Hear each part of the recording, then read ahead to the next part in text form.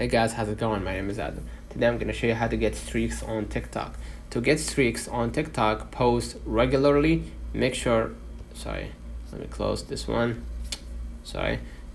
After you consistently post videos to keep your account active, you're going to get streaks. And make sure that you engage with followers, reply, comment, and like and repost and all that. Use trends and hashtags to participate in popular trends and use relevant hashtags to increase visibility, and make sure that you encourage interaction. Ask viewers to like, comment, and share your videos.